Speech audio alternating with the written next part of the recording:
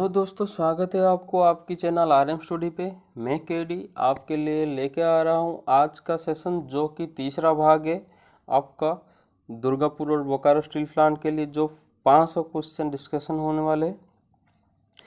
ये सेशन को शानदार बनाने के लिए बहुत दोस्तों को आप शेयर कीजिए कि आपके दोस्तों के पास ये वाला वीडियो पहुँच सके।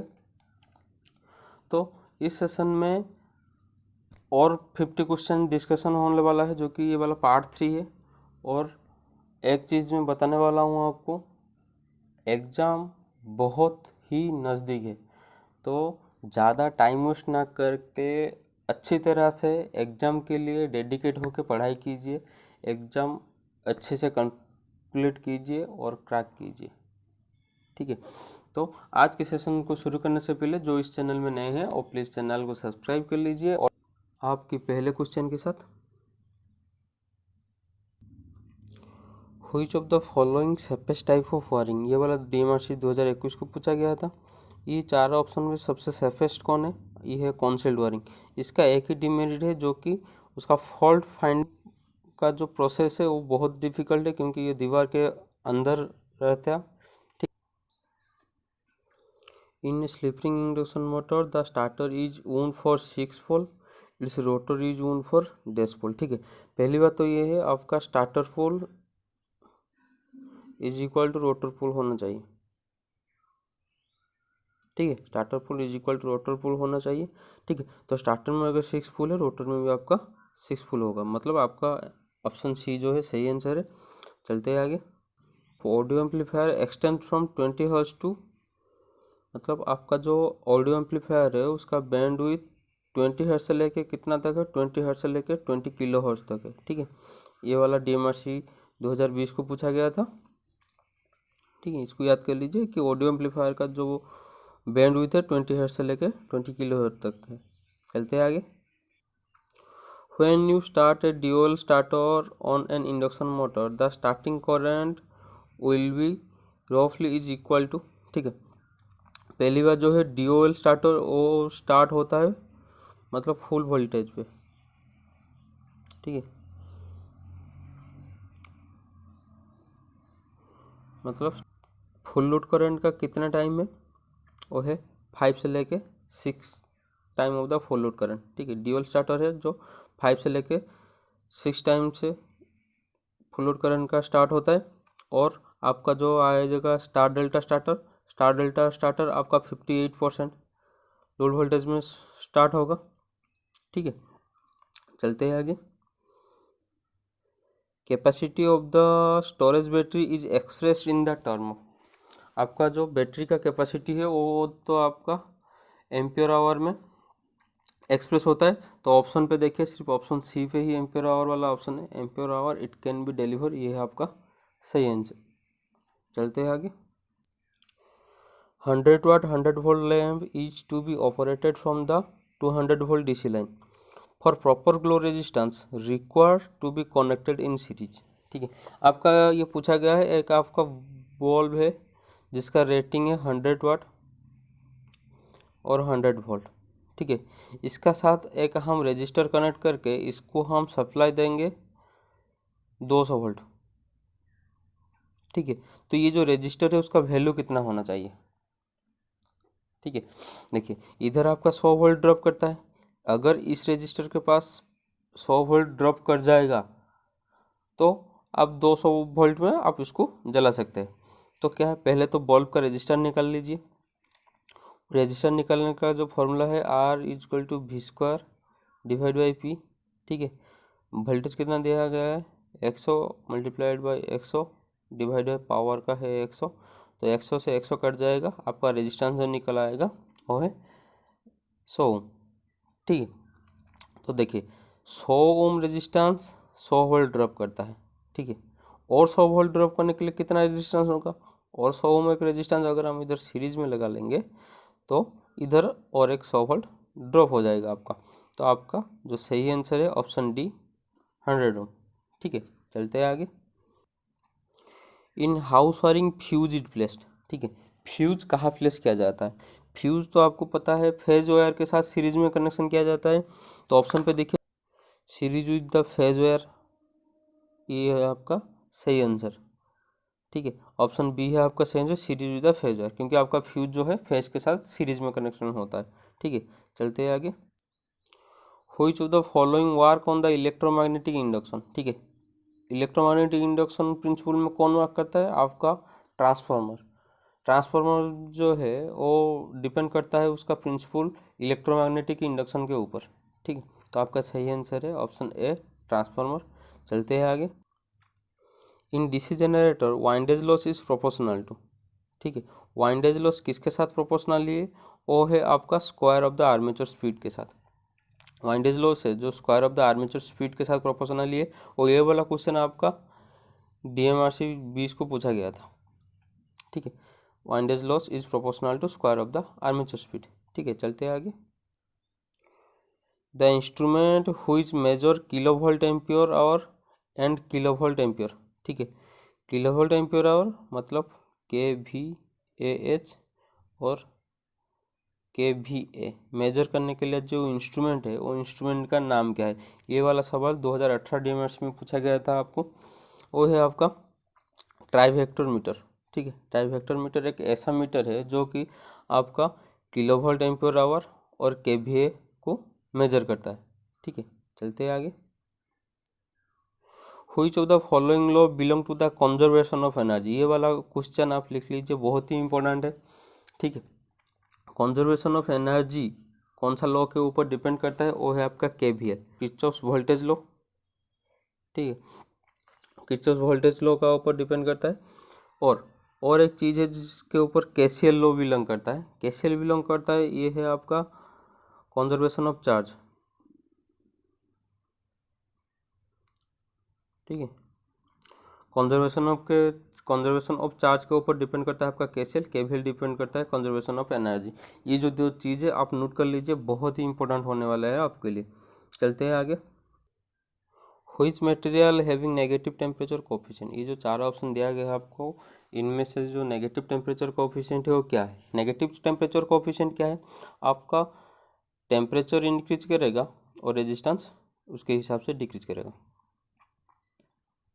रेजिस्टेंस डिक्रीज करेगा। ठीक है, टेम्परेचर इंक्रीज करने से जो रेजिस्टेंस डिक्रीज करेगा उसको हम नेगेटिव टेम्परेचर कोफिशिएंट बोलते हैं।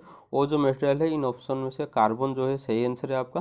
कार्बन एक नेगेटिव टेम्परेचर कोफिशिएंट मटेरियल है। ठीक है, और इसलिए हम कार्बन को कहाँ यूज करते हैं पता है आपको, ब्रोस में यूज करते हैं।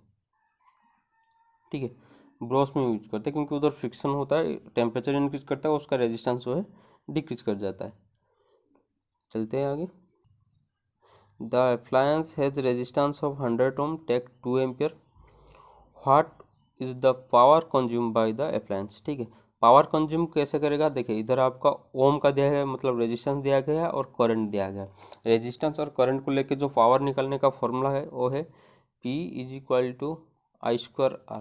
ठीक है, ये जो है करंट और रेजिस्टेंस को लेके जो पावर निकलने का जो फॉर्मूला, करंट कितना दिया गया है 2 का स्क्वायर मतलब उधर आपका आएगा 4 और आर का वैल्यू दिया गया है 100। ठीक है, तो आपका आंसर जो आ गया 100 वाट, सॉरी 400 वाट। 400 वाट आपका ऑप्शन ए है, तो आपका सही ऑप्शन है 400 वाट। ठीक है, चलते हैं आगे। Calculate the hot resistance value of the lamp 200 watt to 50 volt. ठीक है, देखिए इधर आपका दिया गया है, पावर दिया गया है और वोल्टेज दिया गया है।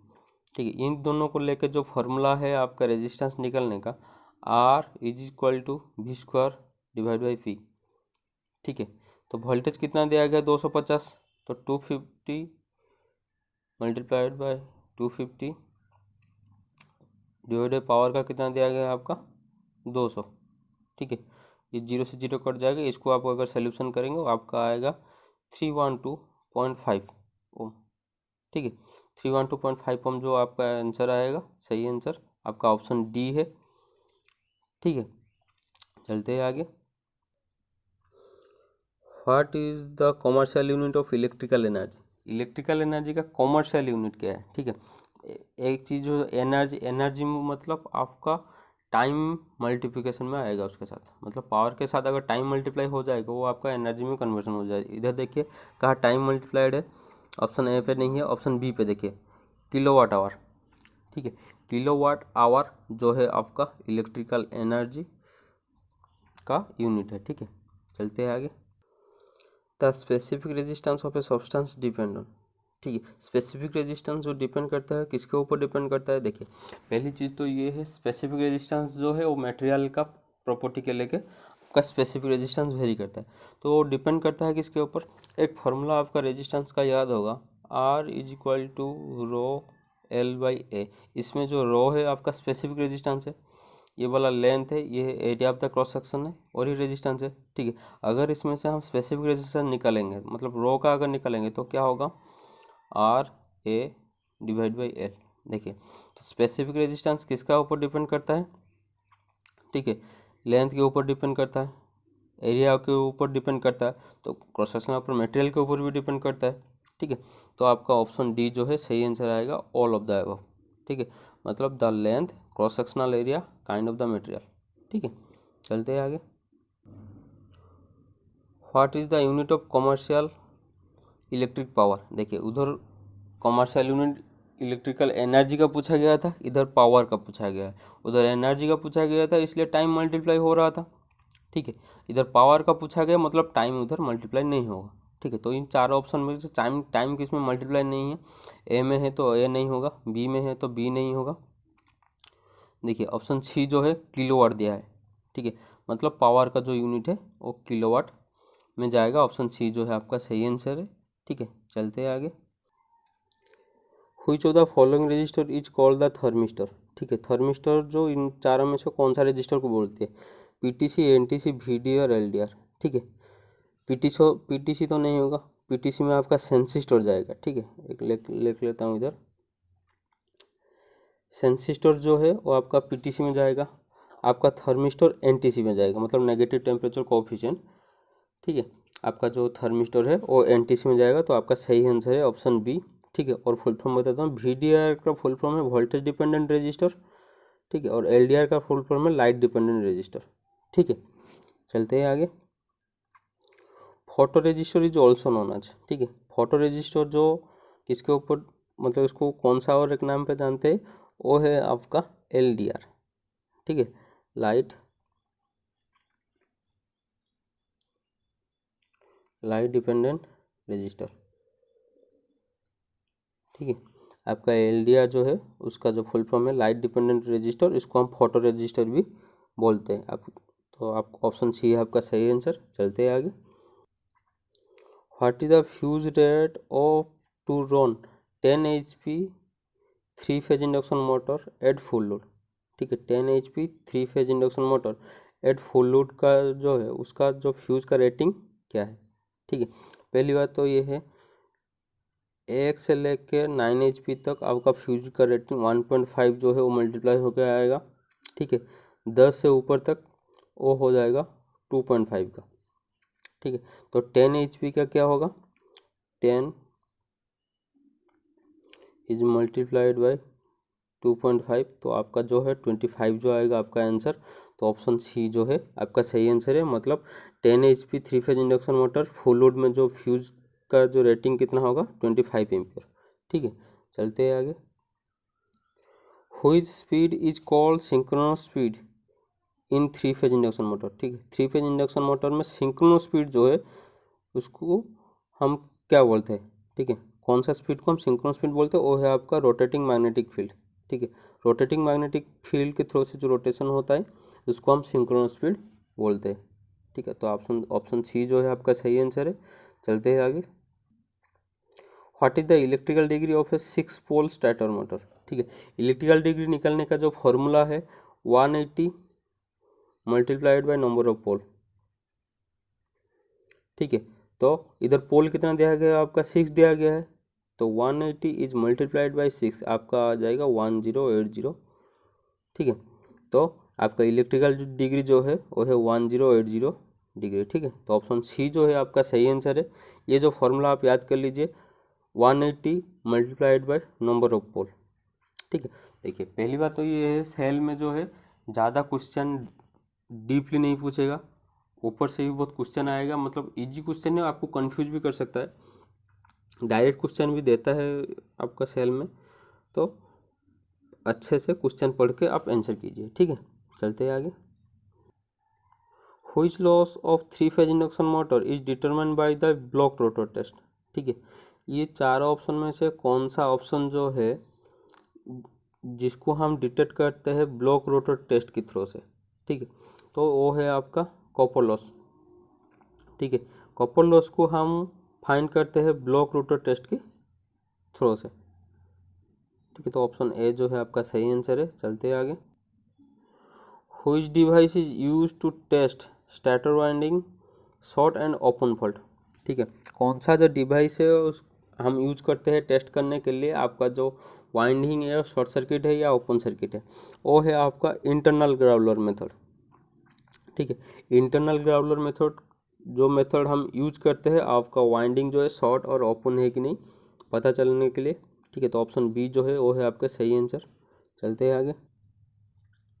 Which instrument is used to measure the insulation resistance of three phase induction motor, ठीक है। आपका जो ऑप्शन दिया गया है इसमें से इंसुलेशन रेजिस्टेंस मेजर करने के लिए कौन सा जो इंस्ट्रूमेंट यूज होता है आपको तो पता होगा, मेगर, ठीक है। और एक चीज़ इंसुलेशन रेजिस्टेंस BIS रूल के हिसाब से 1 मेगा ओम से ज़्यादा होना चाहिए, ठीक है। इंसुलेशन रेजिस्टेंस जो है 1 मेगा ओम से ज़्यादा होना चाहिए और इंसुलेशन रेजिस्टेंस को मेजर जो कौन करता है वो है आपका मेगर, जो कि ऑप्शन ए है आपका सही। Method is use to control the speed of three phase induction motor from the stator side, ठीक है।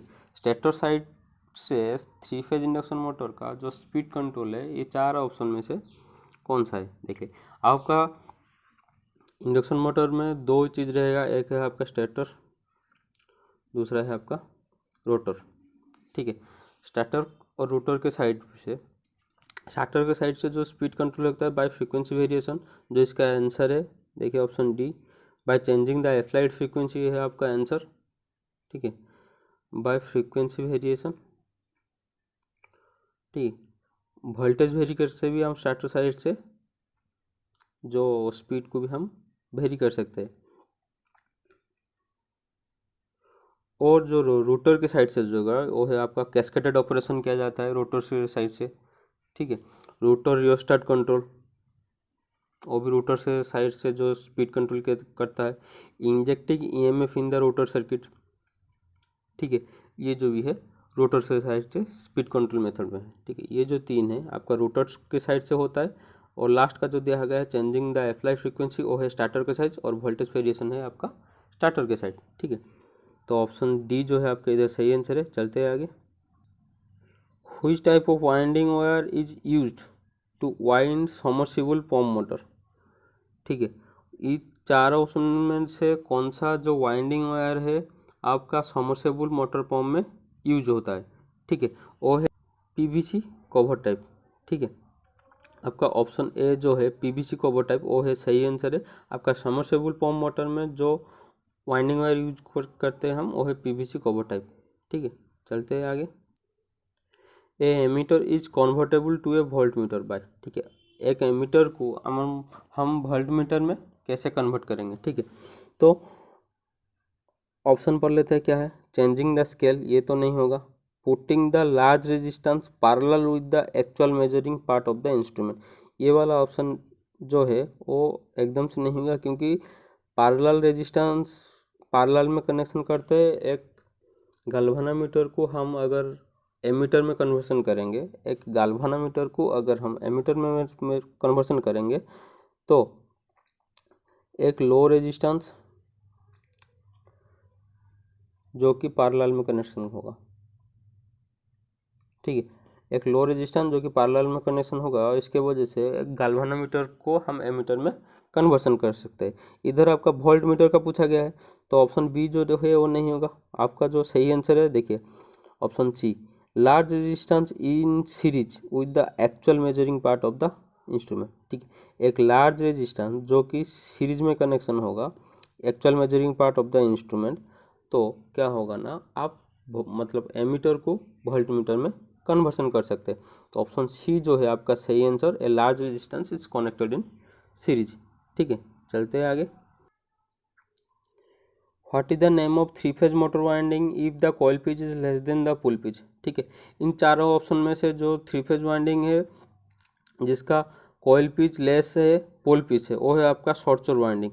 ठीक है, ऑप्शन डी जो है आपका सही आंसर है। चलते हैं आगे। What is the working principle of the split phase motor. ठीक है, स्प्लिट फेज मोटर का जो वर्किंग प्रिंसिपल कौन सा है, वो है आपका ऑप्शन है लेंजेस लॉ। लेंजेस लॉ की प्रिंसिपल से आपका जो है स्प्लिट फेज मोटर वर्क करता है। ठीक है, चलते हैं आगे। Which type of AC single phase motor is classified under the commutator motor type. ठीक है, ऐसी सिंगल फेज मोटर जिस, ठीक है, और जो क्लासिफाई होता है उसका कम्यूटेटर टाइप में, वो क्या है। तो इन चार ऑप्शन में से जो आपका सही आंसर है ऑप्शन बी है, रिपल्सन मोटर। ठीक है, रिपल्सन मोटर एक कम्यूटेटर मोटर का टाइप है। ठीक है, रिपल्सन मोटर भी तीन तरह का है। एक है repulsion start motor, repulsion start run motor, repulsion induction motor. ठीक है, रिपल्सन मोटर भी थ्री टाइप का, repulsion start motor, repulsion start and run motor, repulsion induction motor. ठीक है, और ये जो सब है आपका कम्यूटेटर मोटर के अंदर जाता है। ठीक है, चलते हैं आगे। स्लिप रिंग इंडक्शन मोटर है। ठीक है, स्लिप रिंग इंडक्शन मोटर जो है थ्री फेज इंडक्शन मोटर का एक टाइप है। थ्री फेज इंडक्शन मोटर में आपका एक है स्क्वायर केज इंडक्शन मोटर, एक है आपका स्लिप रिंग इंडक्शन मोटर। ठीक है, स्लिप रिंग इंडक्शन मोटर जो है वो है आपका हाई स्टार्टिंग टॉर्क देता है। Slip ring induction motor high starting torque देता है। तो ऑप्शन सी जो है आपका सही आंसर है। ठीक है, चलते हैं आगे। Slip ring induction motor are employed only for. ठीक है, देखिए पहली बात जो है आपका दो तरह का है, एक है आपका स्क्वायर केज इंडक्शन मोटर।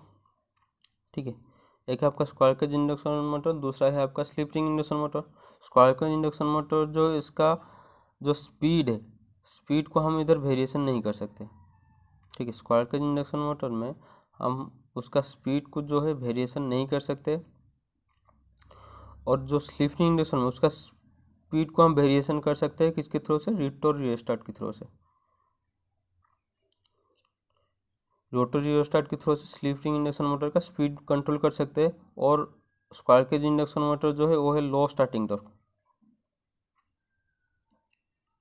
ठीक है, लो स्टार्टिंग टॉर्क है, और जो स्लिप रिंग इंडक्शन मोटर है वो है आपका हाई स्टार्टिंग टॉर्क। तो ऑप्शन ए देखिए स्पीड कंट्रोल, ऑप्शन बी देखिए हाई स्टार्टिंग टॉर्क। तो आपका जो सही होगा वो है option C, both A and B. मतलब slip ring induction motor speed control के लिए भी यूज होता है, और उसका जो है हाई स्टार्टिंग टॉर्क है। ठीक है, चलते हैं आगे। इन induction motor rotor speed is always, ठीक है, इंडक्शन मोटर में जो रोटर स्पीड वो always less than the starter speed होगा।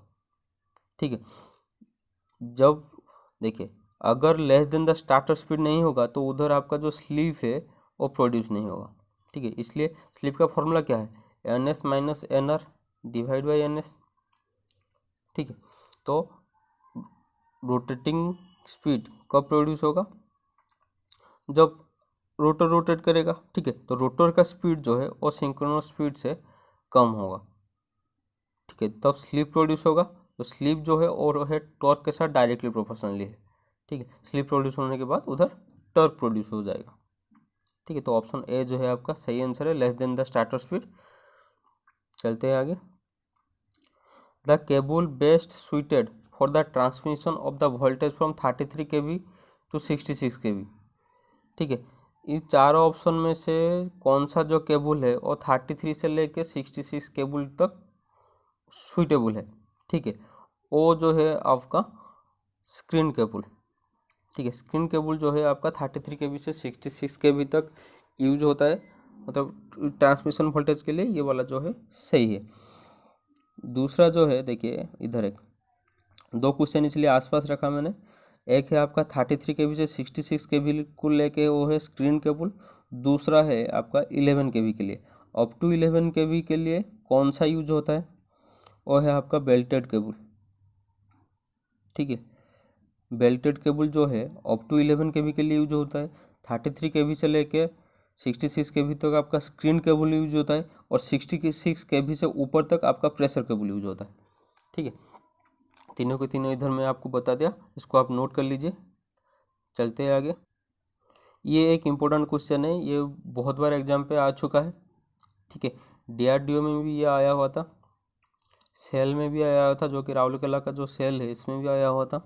ठीक है, what is the unit of dielectric strength. Dielectric strength का यूनिट क्या है, वो है kV पर mm। ठीक है, यूनिट के ऊपर ज़्यादा ध्यान दीजिए, यूनिट से बहुत ही क्वेश्चन आएगा, बार बार बता रहा हूँ, आप यूनिट को अच्छी तरह से देख के जाइए। यूनिट ऑफ डाइलेक्ट्रिक स्ट्रेंथ क्या है, केवी पर mm, जो ऑप्शन ए जो है आपका सही आंसर है। चलते हैं आगे। Which among this is the advantage of the synchronous condenser. ठीक है, ये चारों में से सिंक्रोनस कंडेंसर का जो एडवांटेज क्या है, सिंक्रोनस कंडेंसर यूज करने का जो एडवांटेज क्या है। देखिए, आप सिंक्रोनस कंडेंसर कहाँ यूज करते हैं, पहली बात जो है पावर फैक्टर करेक्शन के लिए ये यूज होता है। ठीक है, जहाँ लो पावर फैक्टर यूज होगा उधर हम कैपेसिटर बैंक और सिंक्रोनस कंडेंसर यूज कर सकते हैं, जैसे कि आपका पावर फैक्टर इंक्रीज हो सकते हैं। तो ऑप्शन में से ऑप्शन ए जो है आपका, देखिए, help to achieving the stepless control of power factor. ठीक है, तो ऑप्शन ए जो है आपका सही आंसर है इसमें, क्योंकि आपका सिंक्रोनस कंडेंसर क्यों यूज होता है, पहले तो वो स्टेपलेस कंट्रोल देता है और पावर फैक्टर करेक्शन करता है। ठीक है, तो ऑप्शन ए आपका सही आंसर है। चलते हैं आगे। Power factor can be improved bye connecting which among this.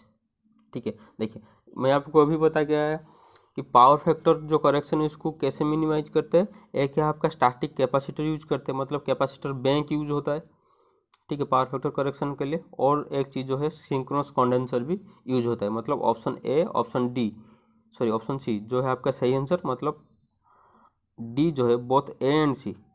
ठीक है, ऑप्शन डी ये है आपका सही आंसर है। क्वेश्चन को अच्छे पढ़िए और चार ऑप्शन को पढ़ना, क्योंकि आप पहले ऑप्शन पे स्टैटिक कैपेसिटर दिया हुआ है, आप स्टैटिक कैपेसिटर को टिक करके आ जाएंगे, पर ये गलत है। चारों ऑप्शन अच्छे से पढ़िए। ऑप्शन डी जो है इधर सही आंसर है, बोथ ए एंड सी आपका। ठीक है, चलते हैं आगे। Active power and apparent power is respectively represented by. ठीक है, एक्टिव पावर और एपरेंट पावर। ठीक है, देखिए, पावर ट्राइंगल में एक्टिव पावर आपका इधर रहता है, ये वाला है आपका एपरेंट पावर। ठीक है, एपरेंट पावर ये है आपका रिएक्टिव पावर। ठीक है, एपरेंट पावर को हम किस में मेजर करते हैं, VA और kVA में कर सकते हैं। ठीक है, kVA में। एक्टिव पावर को हम वाट में मेजर करते हैं, रिएक्टिव पावर को हम kVAR में मेजर करते हैं। ठीक है, तो इधर दिया गया है आपका एक्टिव पावर और एपरेंट पावर। एक्टिव पावर का है वाट और एपरेंट पावर का है kVA। देखिए, वाट kVA कहाँ दिया गया है, देखिए आपका इधर दिया गया है ऑप्शन डी में, किलोवाट एंड kVA। ठीक है, ऑप्शन डी में जो दिया गया है आपका किलोवाट एंड kVA, तो ऑप्शन डी जो है आपका सही आंसर है। ठीक है, तो चलते हैं आगे। Which among the following plant have the least operating cost. सबसे ऑपरेटिंग कॉस्ट कम किसका है, वो है आपका हाइड्रो पावर प्लांट का, क्योंकि हाइड्रो पावर प्लांट जो है, हाइड्रो पावर प्लांट में आपका पहले तो मेकिंग कॉस्ट, ठीक है, मेकिंग कॉस्ट जो है वो हाई है, क्योंकि उसको तैयारी में बहुत सारे कठिनाइयों का सामना करना पड़ता है और ज़्यादा खर्चा है आपको उसका मेकिंग के लिए, पर उसके बाद उसका ऑपरेटिंग कॉस्ट जो है वो सबसे लो है। ठीक है, तो आपका ऑप्शन बी जो है हाइड्रो पावर प्लांट वो है आपका सही आंसर। चलते हैं आगे।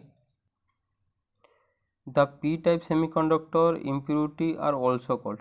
ठीक है, पी टाइप सेमीकंडक्टर का जो इम्प्योरिटी है उसको क्या बोलते हैं। देखिए, पी टाइप सेमीकंडक्टर में आपका जो इम्प्योरिटी ऐड होगा वो यूज होगा इम्प्योरिटी, मतलब उसका आउटर मोस्ट ऑर्बिट में 3 इलेक्ट्रॉन होगा।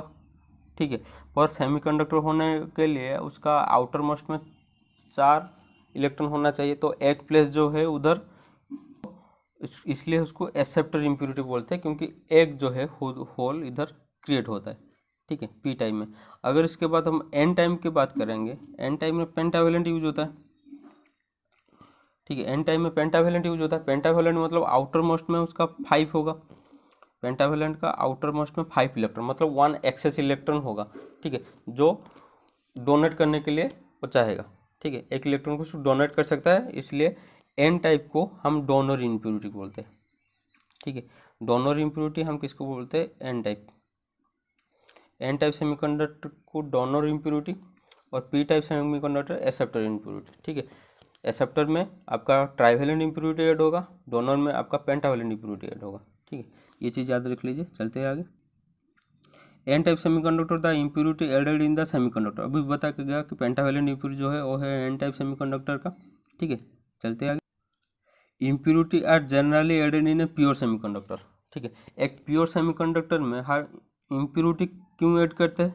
दे आर कंडक्टिविटी। ठीक है, आपका इम्प्योरिटी क्यों ऐड करते हैं? आपका सेमीकंडक्टर में आपका कंडक्टिविटी जो है उसको इंक्रीज करने के लिए। ठीक है, तो ऑप्शन सी जो है आपका इधर सही आंसर है। चलते हैं आगे। 3 point starter are use to start, ये वाला जो है मतलब कॉमन क्वेश्चन हो गया है, अभी हर एग्जाम पे ये वाला क्वेश्चन गिरता है। ठीक है, 3 पॉइंट स्टार्टर कहाँ यूज होता है? और साउंड पे भी यूज हो सकता है और कंपाउंड में भी यूज हो सकता है। तो आपका जो सही आंसर है option D, both B and C. ठीक है, आपका 3 पॉइंट स्टार्टर जो है साउंड मोटर में भी यूज हो सकता है, कंपाउंड मोटर में भी यूज हो सकता है। ठीक है, चलते हैं आगे।